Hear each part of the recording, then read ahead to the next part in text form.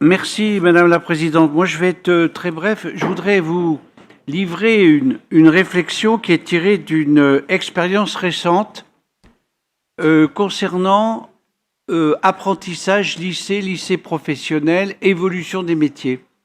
Je me réjouis du bac pro en 2+1, 1+2, etc. Je pense que c'est même pas encore assez développé.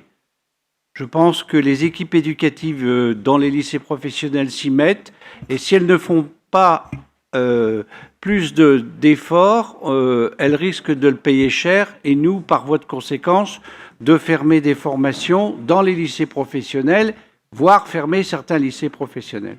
Je le dis parce que vous avez été avec le recteur Chanet à l'offensive, Madame la Présidente, mais je pense que là, il faut passer un peu la surmultiplier.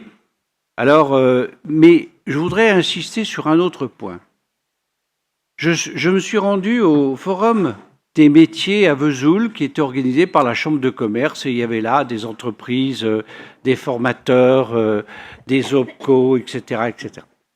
80, il y a eu 3000 personnes qui sont passées, des jeunes, des parents, bon. Je m'assois à un banc et je dis face à une entreprise qui est dans mon département industriel, Lisi, pour ne pas la nommer, qui fabrique des pièces pour l'industrie automobile, de quoi avez-vous besoin? De qui avez-vous besoin? Pardon. La DRH qui était là me dit, nous avons besoin d'usineurs. Bien. Ben, je dis, ça tombe bien parce qu'au lycée professionnel Belin, au lycée, etc., il y a des formations en usineur. Oui, mais justement, mais ça ne va pas. Et pourquoi ça ne va pas? Parce que les usineurs qui sont formés au bac professionnel dans ce lycée ne correspondent pas à ce qu'on veut. Alors je me dis que je devais me trouver devant une chef d'entreprise, en tout cas une responsable des ressources humaines, qui était un petit peu pointilleuse. Elle me dit, non, mais je vous assure, ça ne va pas, parce que quand vous dites à un jeune, voilà, on va faire ça avec le pied à coulisses, il vous regarde avec des yeux comme le loup de Tex Avery, et il vous dit, je ne connais pas le pied à coulisses. Bon, c'est un exemple parmi d'autres.